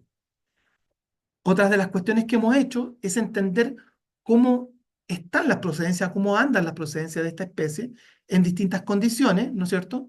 Básicamente esto fue una respuesta breve en vivero, que es bastante interesante, Estas son todas las localidades que se estudiaron, ¿ya? Con todas las familias que se estudiaron. Ustedes pueden ver que son, en algunos casos, bastante diferentes climáticamente, ¿ya? Y los resultados aquí son tremendamente interesantes, porque, eh, la, porque las relaciones entre la sobrevivencia y plantas estresadas y no estresadas no es, como ustedes pueden darse cuenta, lineal. Y aquí les destaco esta procedencia, que es una procedencia local del Maule, ¿ya? Cerca de Villa Prat, que es la que tiene mejor rendimiento, ¿ya? Desde todo punto de vista, ¿ya? Tanto con estrés como sin estrés. Esto, si bien es en plantas pequeñas, hay una investigación posterior del proyecto que Sergio indicó, en que cual probamos distintos grupos de especies más cercanos de la séptima, y también esta procedencia resulta ser la mejor para este tipo de condiciones. Entonces, efectivamente hay diferencias importantes en la procedencia, y si bien yo les indiqué una cantidad de kilómetros que podrían tener en cuenta para considerar algo local, la recomendación es no mueva material demasiado, porque tienen respuestas diferenciales. Es decir, tanto el Maule interior como el Coquimbo interior tienen comportamientos diferentes frente a estrés hídrico, ¿ya? Y resulta importante tener en cuenta la procedencia en el diseño. Por último, si usted no sabe cuál es la correcta, tener claridad cuál es la que puso, porque eso le puede indicar un factor de éxito o fracaso en su plantación, ¿ya? Y lo otro, que es la translocación, que es algo que hay que estudiar más en detalle. Nosotros la hemos estudiado para otras especies, tanto para quillay como peumo y para espino, ¿ya? Y los resultados son interesantes, porque en general dice que la de mejor comportamiento, en general, es la local. Bueno, otra cosa que hicimos para que ya hay otras especies, ¿ya? Que es ver factores del suelo. ¿Qué factores del suelo limitaban, ¿ya? La germinación de las especies? Y en el caso de quillay es extremadamente curioso, porque cuando usted tiene un suelo saturado, ¿ya? El comportamiento, no en todas, ¿ya? Las procedencias, pero sí en algunas, resulta ser peor que otro, ¿ya? Es decir, que la capacidad de campo, por ejemplo. Pero cuando está suelo saturado, capacidad de campo. Pero también usted ve que rápidamente hay un comportamiento a un declive importante, aunque nuevamente lo que es Villa Prat tiene un excelente comportamiento, ¿ya? En cuanto a germinación. Evidentemente esto hay que mantenerlo en el tiempo para seguirlo observando. Bueno, claro efecto nuevamente de la fuente de semilla o la localidad de donde se trae la semilla, ¿ya? El medio saturado no favoreció en general, ¿ya? Aquí ya hay. Y nuevamente la importancia de la fuente de semilla que hay que tener en cuenta. Le insisto, aunque usted no tenga semilla local, por último, sepa de dónde vienen sus plantas, porque eso le puede decir un éxito potencial o un fracaso potencial de dónde plantó. Y bueno, ¿qué más hemos pensado y desarrollado? Adaptaciones para mantener las especies, que es disminuir su evapotranspiración, aumentar la cantidad de agua, ¿ya? Y bueno, podas y raleo es algo que hemos hecho en otros sectores, no donde está el proyecto hoy día, pero es algo que tenemos que enfatizar y seguir desarrollando más adelante. Además, hay que pensar en los factores de suelo, ¿ya? Que es necesario intervenir, no solo tener en cuenta las procedencias o las calidades de planta o la cantidad de agua, sino que también intervenir el suelo para que éste mejore la infiltración y, por supuesto, mejore las posibilidades de establecimiento de las plantas. Bueno, también el caso mío, yo fuertemente, este es el mapa este es un mapa de vegetación que hay que tenerlo en cuenta para acciones futuras, y yo soy partidario en algunos casos, para algunas especies, que hay que hacer una migración asistida o incluso considerar ecosistemas que habría que mover porque van a desaparecer por las acciones humanas y o cambio climático, ¿no? Entonces, aquí fue un poco lo que mencionó Sergio, el pardeamiento. El pardeamiento va a tener una implicancia bastante alta, ¿ya? En el desarrollo futuro de como lo estemos pensando. Si bien después del 2023 hay una fuerte recuperación, ¿ya? De los sectores, esto tiene impacto sobre la producción de semillas, tiene impacto sobre los polinizadores, tiene otros impactos que no estamos midiendo, no solo la pérdida de verdor o productividad, sino que otras cosas que tenemos que tener en cuenta. Bueno, observaciones de campo, ¿ya? Quillay es una especie con baja densidad y usted requiere 40 árboles mínimos para hacer un área productora de semilla. Por lo menos en el centro, digamos, quinta, sexta y metropolitana, ha sido extremadamente difícil encontrar zonas con más de 40 árboles adultos, sanos y de buena calidad, ¿ya? Uno de los problemas que presentan casi todos los árboles hoy día es muerte total o parcial, ¿ya? Hay una baja producción de semillas, hay una baja calidad biológica de las semillas, es decir, hay menos semillas y además estas germinan menos, ¿ya? No hay regeneración por semilla en todos los sitios que nosotros vamos y nuevamente debo destacar la baja o nula tasa de deforestación con las especies del bosque esclerófilo. Bueno, colorario. Todo esto que mostró Sergio es un poco, digamos, tragicómico, porque lo hicimos en el periodo que esperamos no se prolongue, de mega sequía, ¿ya? Que no sabemos aquí qué pasa hacia 25, 26, ¿ya? Porque esto se podría mantener en esta tendencia, ¿ya?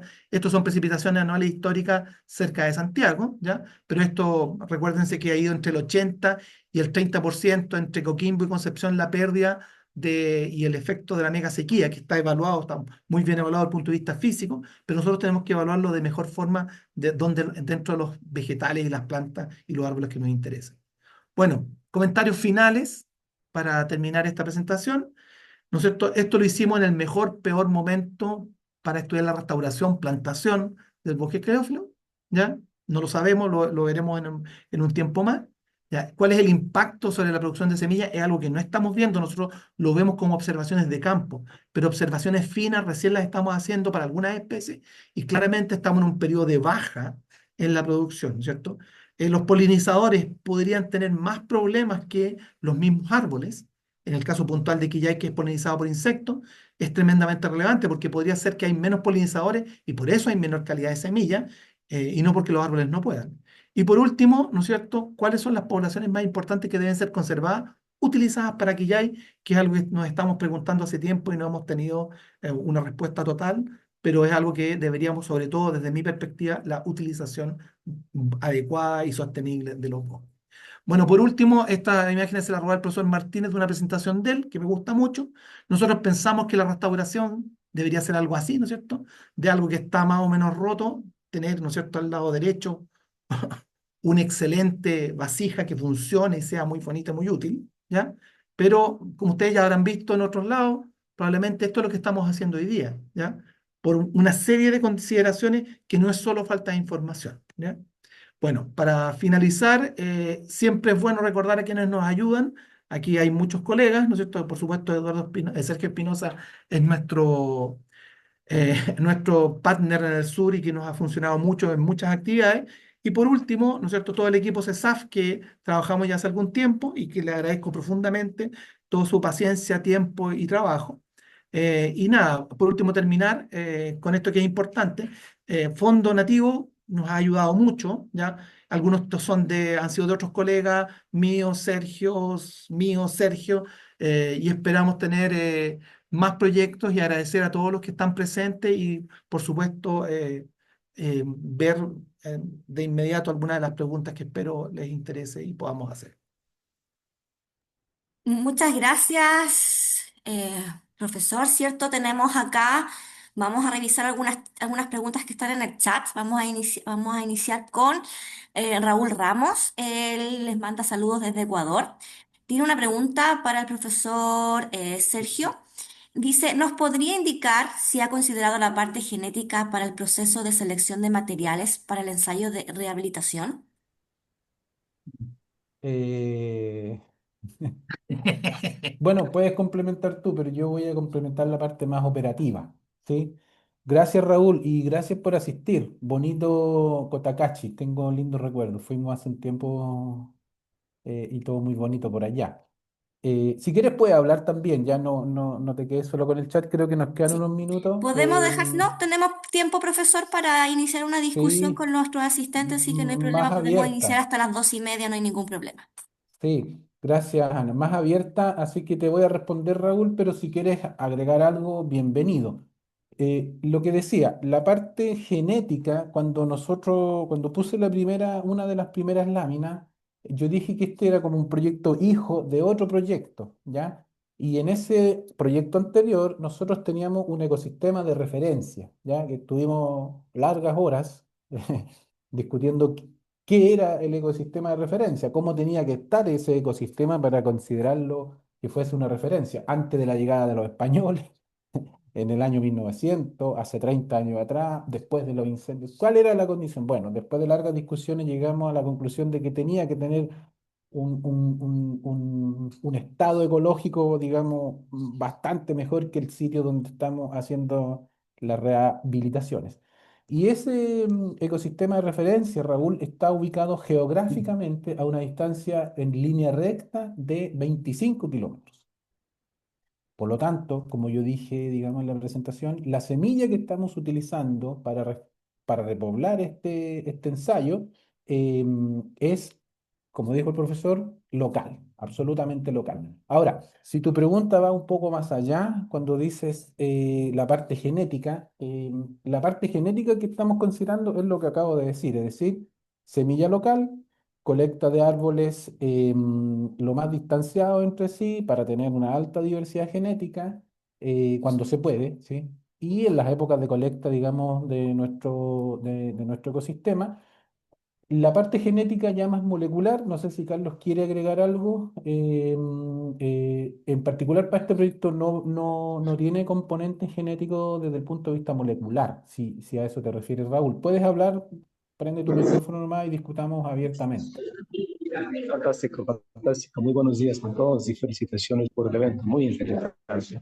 Muy interesante. Sí, en razón de que conocemos que un tema muy importante que no debemos olvidar, y como lo han hecho ustedes, es justamente el estudio de esta diversidad genética, porque esa diversidad tiene un potencial probablemente que nos da para el tema de rehabilitación. Mientras mayor diversidad, entiendo que tenemos mayores potencialidades de resiliencia probablemente y mayores éxitos probablemente.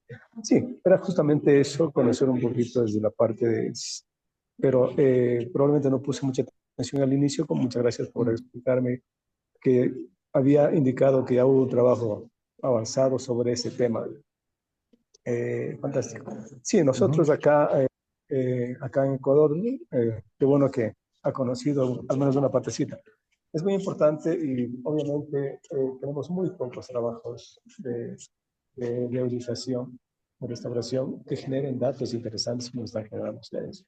Sí sería importante, quizá he tomado su mail para más adelante probablemente escribirlo y quizá podamos platicar un poquito más y quizá podamos intercambiar algunas cosas en esta línea. Yo soy profesor de la SPOCH, una universidad que está al centro del país, justamente la carrera de forestal. Entonces, podríamos probablemente encontrar algunos puntos de interés para poder, si es posible, trabajarlo en adelante. Muchísimas gracias, profesor. Absolutamente. Absolutamente, y está abierto el correo. Me tomo la libertad de invitar al profesor Carlos Mañi, que seguro va, digamos, a unirse a esta, llamémosle potencial iniciativa de colaboración. Así que bienvenido, Raúl. Escríbenos cuando quieras nomás y veamos qué pasa más adelante. Quizás, disculpa, Carlos, quizás puedes matar dos pájaros de un tiro con la pregunta que hace la señorita Jessica del Pilar, parece. Sí, Sí, se la justamente. leo, profesor. Dice, Ya. profesor Sergio, ¿los predios usados en restauración son de personas particulares? Si es así, ¿ellos se comprometen a cuidar la plantación? ¿Cuánto tiempo ustedes dan del soporte? Y hay otra pregunta también dirigida de ella misma al profesor Carlos que dice, ¿han encontrado diversidad genética en las diferentes zonas? Ya, Eh, la mía es más fácil, después deja la de diversidad genética que es más larga. Que la sí. mía, la respuesta mía es mucho más fácil. En este caso, nosotros estamos utilizando el Centro Experimental Las Brisas, que pertenece, digamos, a la Universidad de Chile, y aquí está uno de los responsables de ese predio. Así que lamentablemente no estamos haciendo, digamos, como son estudios de investigación, ¿ya? No estamos haciendo con propietarios, ¿sí? Yo sé que hay pequeños estudios con propietarios. Entiendo que hubo algo de la CONAF de Linares, parece que instalaron unos ensayos cerca, cerca de donde estamos nosotros, a través de un proyecto FIA, no sé bien, de Andrés Mesa, no sé si Carmen Gloria probablemente sepa algo de eso, pero la pregunta concreta para nosotros no, es un campo que pertenece a la Universidad de Chile, es una estación experimental y por lo tanto las condiciones son distintas. ¿Sí? No hemos explorado esa opción todavía, lamentablemente. No, mira, Pilar, la verdad es que el problema que hay ahí, bueno, es un predio de una universidad, pero nosotros, digamos, tratamos de tener la mejor relación con los vecinos, pero efectivamente es complejo porque cada cierto tiempo encontramos distintos animales ¿no es cierto?, de granja, encontramos no, pavos, cerdos, cabras, entonces no es tan evidente ni tan fácil ¿cómo se llama?, la mantención de los ensayos desde esa perspectiva, pero en general tratamos de tener buena relación con los vecinos y no es tan evidente, ¿ya? Porque la verdad que los cercos, piensa que en algunos momentos lo que está dentro del cerco tiene algo de verde versus lo que está fuera del cerco que no tiene nada, entonces es un problema. Bueno, con respecto a la diversidad genética, sí, efectivamente hemos encontrado respuestas diferenciales, no solo para quillay, ¿ya? En el caso de quillay lo hemos medido molecularmente, ¿ya? Hemos medido otras especies como ah, boldo, no, perdón, peumo, espino, ya se me olvidaron las otras, ¿ya? Pero están evaluadas molecularmente y hay diferencia y hay una buena cantidad de diversidad.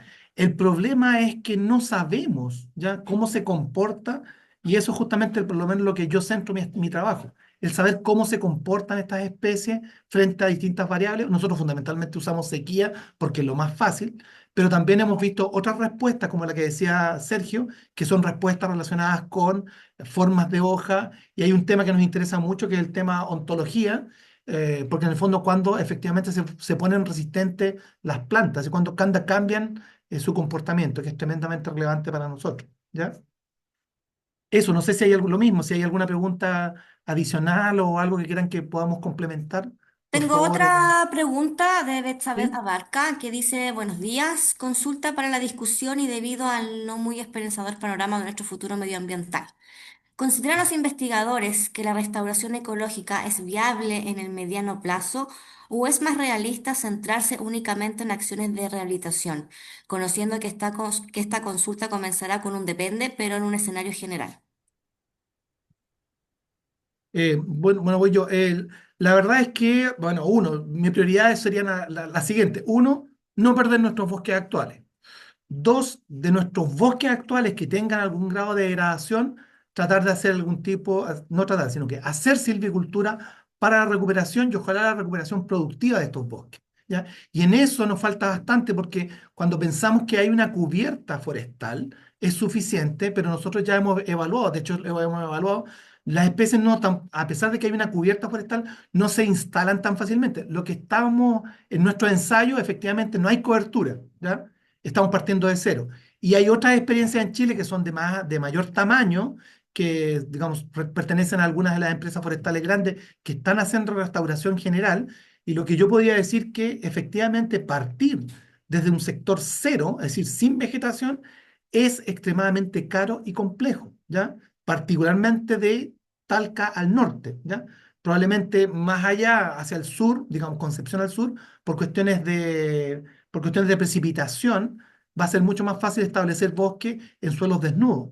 Pero lo que es centro-norte, es decir, por eso digo, eh, eh, Curicó, Talca hacia el norte, es extremadamente difícil y caro, ¿ya? Entonces, sí, yo creo que lo que pasa es que probablemente es mejor hablar, ¿ya?, de restauración ecológica como un norte, como digamos, como una esperanza de poderlo lograr. Ahora, si nosotros logramos solo establecer algunas especies y que éstas se transformen en bosque, sería maravilloso. Aunque a algunos no les guste, aunque sean monocultivos de especies nativas, pero tener un suelo desnudo, no veo al profesor Martín aquí en esta reunión, pero tener un suelo desnudo es mucho más complejo que tener alguna cobertura. De hecho, nosotros ya estamos girando y tenemos varias investigaciones en producción y propagación de algunas especies arbustivas, justamente para empezar un proceso intermedio, pero nuevamente es muy caro, ¿ya? Por tanto, poder mejorar bosques degradados es mejor, es una mejor acción, ¿ya?, más rápida y más barata que partir desde cero, ¿ya? Bueno, perdón, todas las que le acabo de decir son necesarias, ¿ya? No podemos decir que una es mejor que la otra, pero ahí está el profesor Martínez, gracias, qué bueno que vino. Que nos diga entonces que el problema del suelo no es menor, es decir, nosotros lo hemos visto, de hecho, estamos viendo algunas situaciones más al sur de restauración que partiendo de un bosque de pino, ¿ya? E instalando algunas especies nativas bajo el bosque de pino, y probablemente pasando en algún momento por una plantación mixta o un bosque mixto, ¿ya? Con especies exóticas, sea una solución más que estar sacando los pinos y poniendo nativos, ¿ya? Que esa es otra cuestión que hay que también discutirla, porque hay que ser realistas.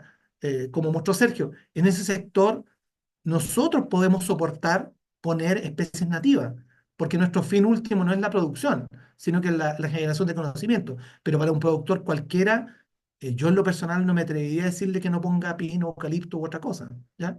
Porque, porque la verdad que el costo ambiental y el costo individual es altísimo, ¿ya? Así que, profesor Martínez, no sé si quiere agregar algo del suelo.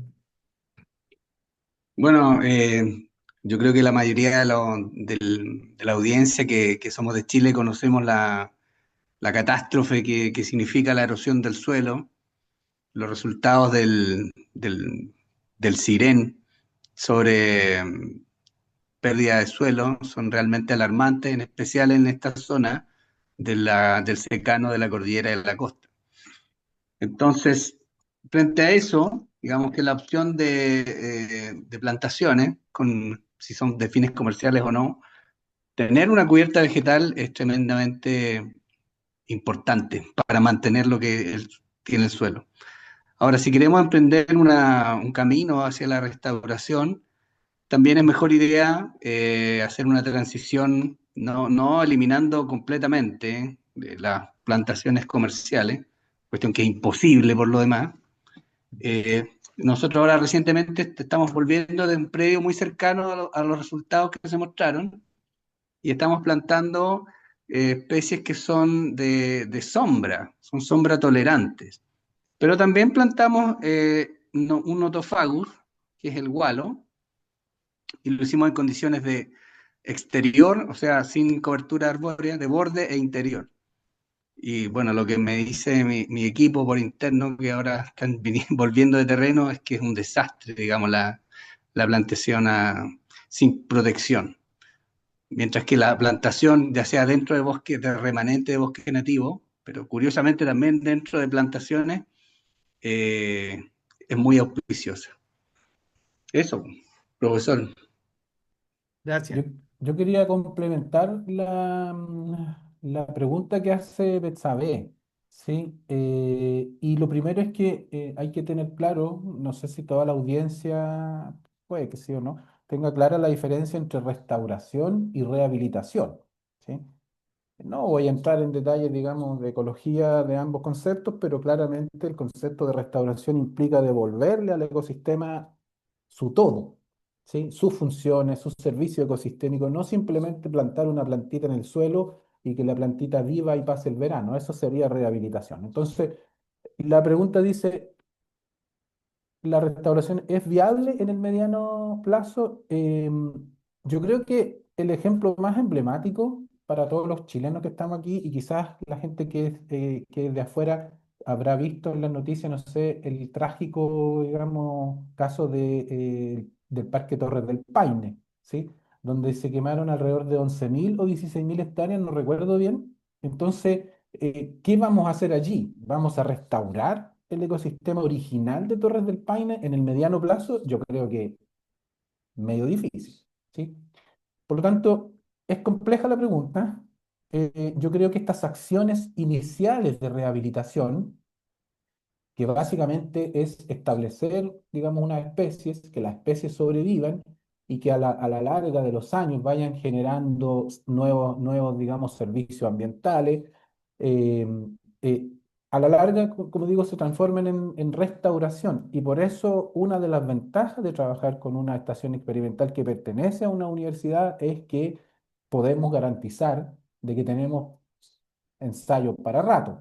¿Sí? Es decir, están las condiciones para mantener estos ensayos y y observarlos por lo menos en 10 años, si es que seguimos en este tema de investigación. Si fuera con propietarios, la cosa quizás sería distinto, ¿ya? Por lo tanto, yo creo que hay que comenzar con acciones de rehabilitación pensando con una estrategia nacional de restauración, ¿ya?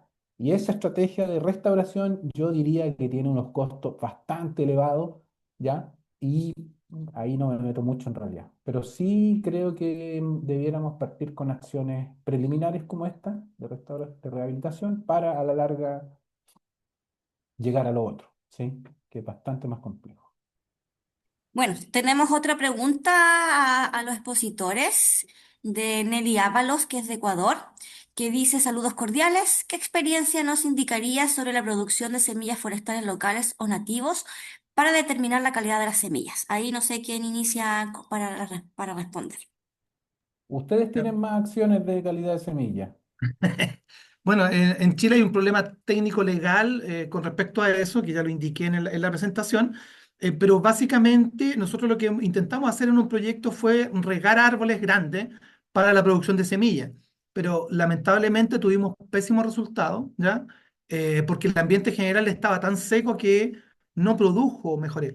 Yo pienso en general que es mucho mejor, digamos, abocarse a lo que es la colecta y la manipulación posterior de las semillas. Yo creo que eso es una primera instancia, es más fácil, con ensayos normalizados ISTA, que es la International no, es International Seed Technology, algo que ya se me olvidó, ellos dan unas normas bastante buenas que se pueden seguir.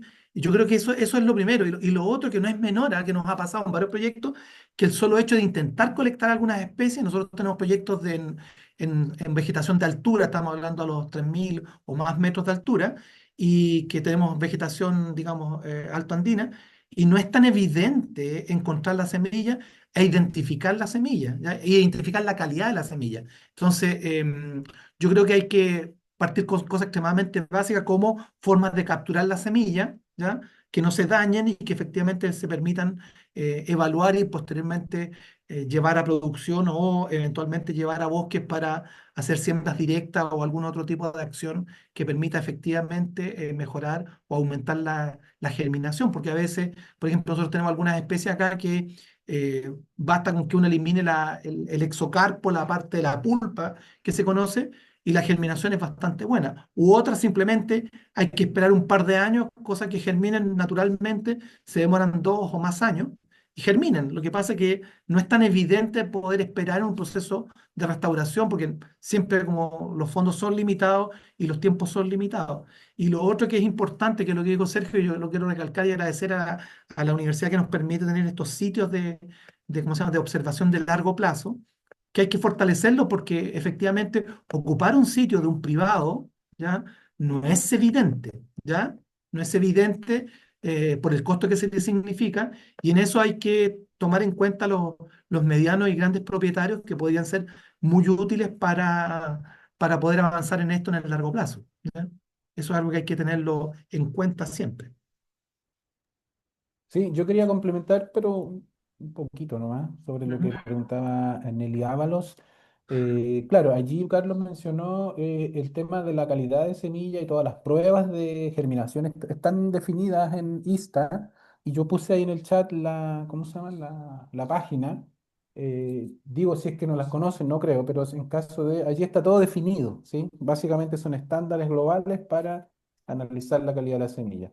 Si la pregunta va por otro lado, en el sentido de aumentar la producción de semillas en los árboles, si es que fuera por ahí, nosotros tuvimos una experiencia no muy fructífera al incorporar reguladores de crecimiento, porque desde el punto de vista fisiológico se puede inducir que las plantas cambien la asignación de recursos, digamos, para en vez de generar crecimiento vegetativo, ¿sí? Generar crecimiento sexual, es decir, órganos sexuales que a la larga se van a transformar en flores y qué sé yo, semilla y toda esa parte. Entonces, tuvimos una experiencia, ¿no? A pesar de que hicimos un muy bonito review, una muy bonita revisión de literatura de cómo se hace y los productos que se aplican, no nos fue muy bien porque quizás fue porque eran especies de altura que no conocíamos muy bien la fisiología de esta especie.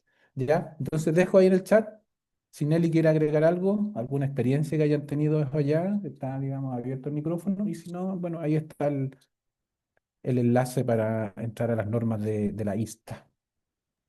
Bueno, agradecemos, no sé si alguien más tiene alguna pregunta, también pueden activar sus micrófonos, ya estamos por finalizar, ¿cierto? Este interesante seminario que está liderado por nuestro profesor Sergio Espinosa y en compañía de Carlos Mañi.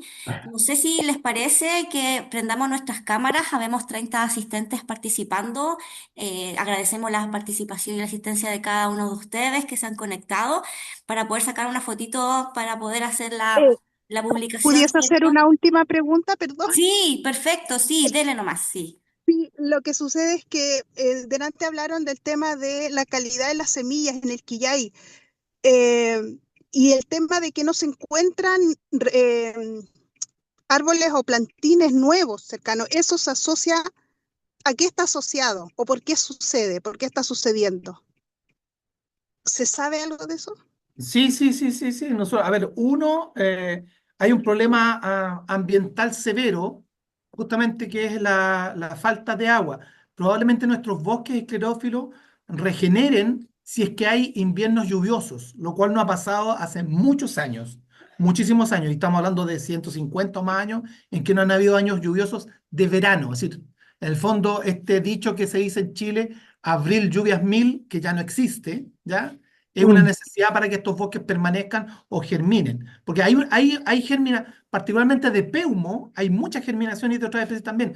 Pero tú vas al final del verano, o incluso el otoño tardío, y desaparecen las especies. Entonces, es un problema de sequía. Pero además, en el bosque esclerófilo hay un gran problema de predación.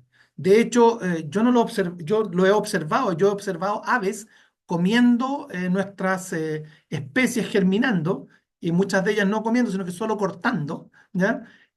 Y, por ejemplo, se habla que la codorniz no es una especie introducida que no tiene ningún problema.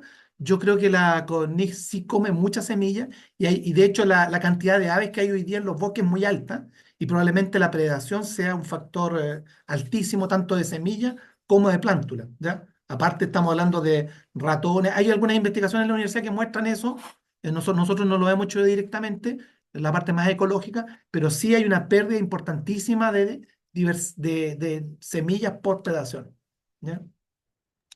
Sí, y antes de que intervenga Carmen Gloria, perdón, eh, teóricamente, sí, para agregar algo de, digamos, de teoría, recuerden por favor que también el efecto de la falta de agua influye sobre la asignación de, digamos, de recursos que hace la planta para desarrollar órganos vegetativos u órganos sexuales. Frente a una escasez de un recurso, la planta lógicamente va a priorizar la supervivencia en frente de del desarrollo de estructuras florales, que son muy costosas energéticamente. ¿Sí? Nosotros lo vimos en boldo, ¿sí?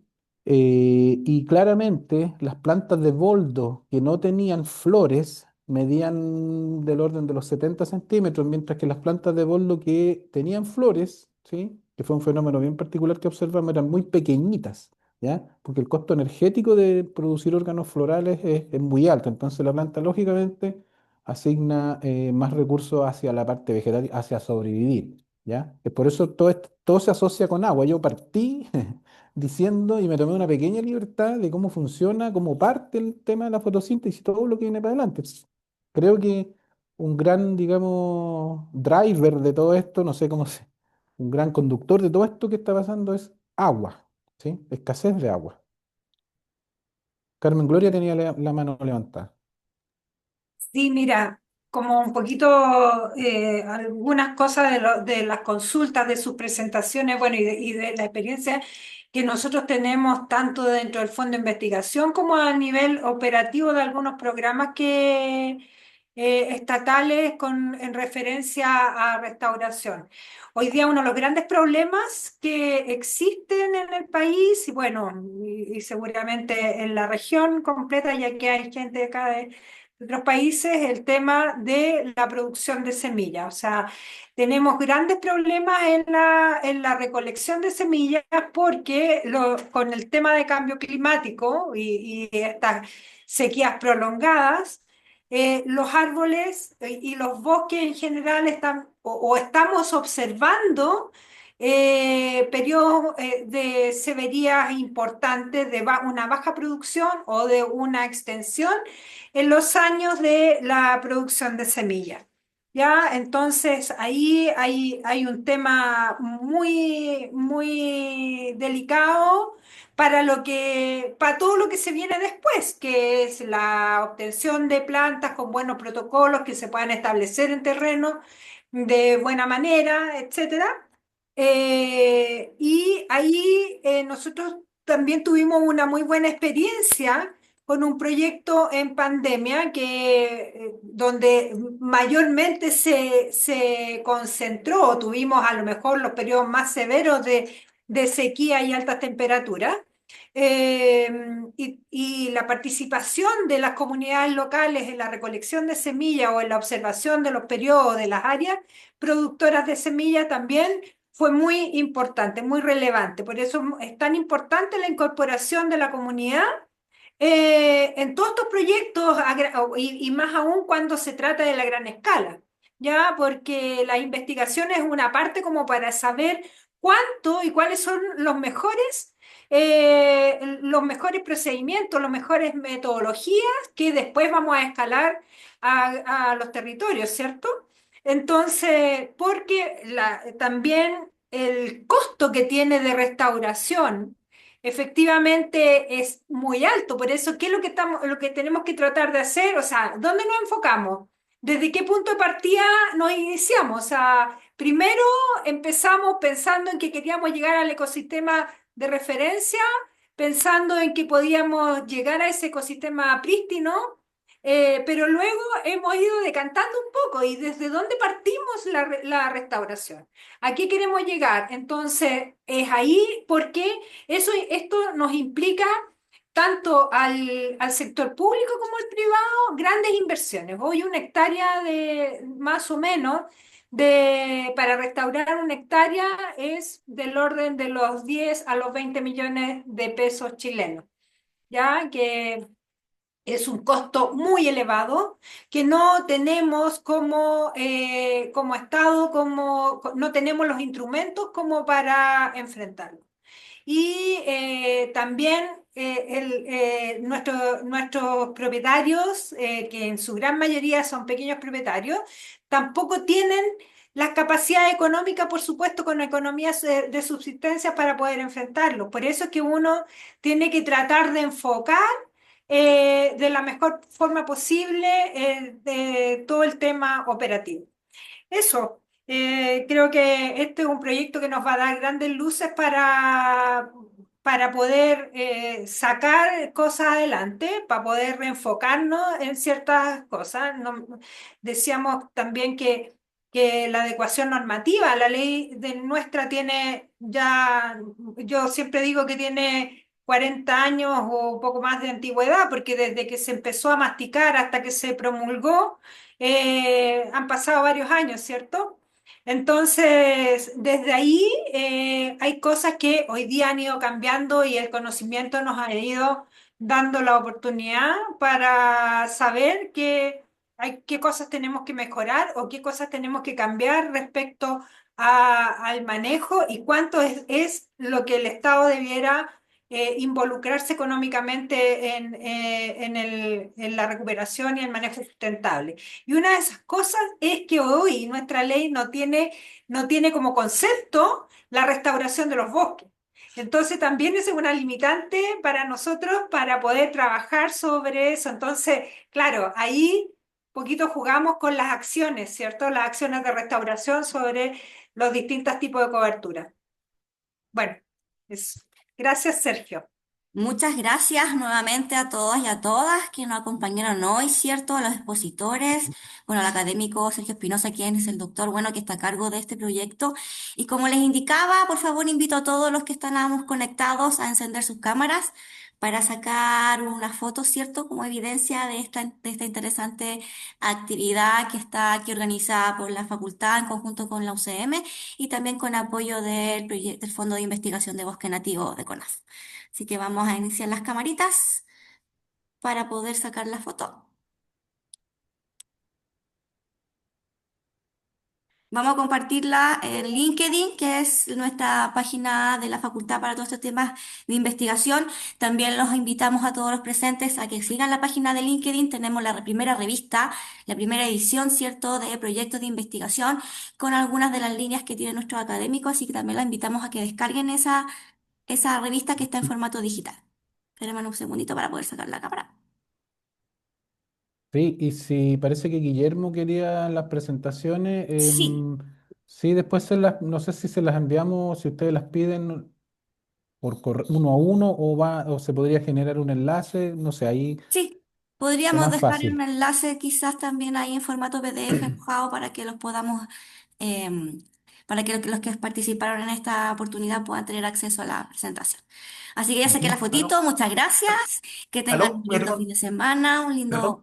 Dígame, ¿Alguien? ¿alguien quiere hacer Sí, alguna palabra? que no, le quería pedir a Sergio, porque me está pidiendo una información, si se puede quedar un ratito en la conexión. Ah, ya, sí, Sí, sí, sí, sí, yo ¿Ya? los dejo a usted como anfitrión, profesor, así que no hay ningún problema. ya, Agradecer gracias, nuevamente a ¿verdad? todos, que tengan un excelente fin de semana, estén atentos a las próximas actividades de investigación, de divulgación científica que tiene la facultad y como les decía, manténganse en contacto en las redes sociales, sobre todo en LinkedIn, que ahí es donde tenemos todo lo que es investigación. Así que Ujú. eso, que estén muy bien. Gracias, Gracias, gracias a todos. Y espero Muchas tu gracias a correo, todos. Raúl. Gracias. gracias. Gracias. Antes de que de irme, profesor, voy a dejarle entonces como anfitrión. Sí, yo no me Y ubico mucho yo con me el retiro Zoom, entonces y usted pero deja entonces ya. cortada la reunión. Igual voy a dejar de grabar para